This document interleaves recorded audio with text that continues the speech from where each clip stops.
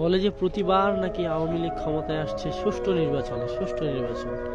বাংলাদেশের বর্তমান এটা একটা মানে জয়ধ্বনি হয়ে গেছে, জয় বাংলা, জয় বঙ্গবন্ধু, সুষ্ঠু নির্বাচনে আওয়ামী লীগের জয়, তাই না? এটা সবাই বলে, কিন্তু বাস্তবতা কি এমনটা হচ্ছে? কার কি মনে হয় জানি না, আমার মনে হয় না হচ্ছে।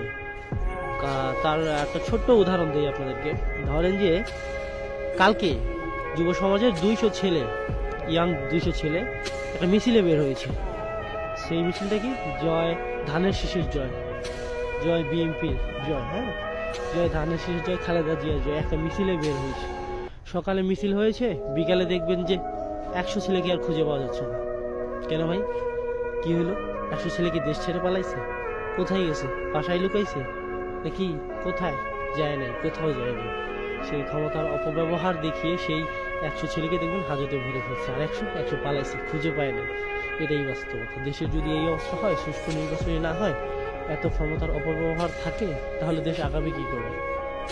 দেশের প্রত্যেকটা নাগরিককে তো এতটুকু তাদের ক্ষমতা দেওয়া দরকার যে তার নিজ নিজ ভোটটা নিজ দায়িত্বে তার যোগ্য প্রার্থীকে দিতে পারবে। সেটা তার নিজের অধিকার, সেটা তো ছিনিয়ে নিচ্ছে আমাদের দেশ, সোনার বাংলাদেশ না। এই সরকার যে দেশের উন্নতি করেনি তা কিন্তু না, উন্নতি করেছে। কিন্তু একটা মানুষ রাজনীতি নিয়ে, সরকারকে নিয়ে মন খুলে কোনো কিছু যদি বলতে যায়, তাহলেই সে গ্রেপ্তার। সবার বাংলাদেশ, বাহ, কি উন্নতি চাইলে, বেশি বাস্তবতা বলতে হবে।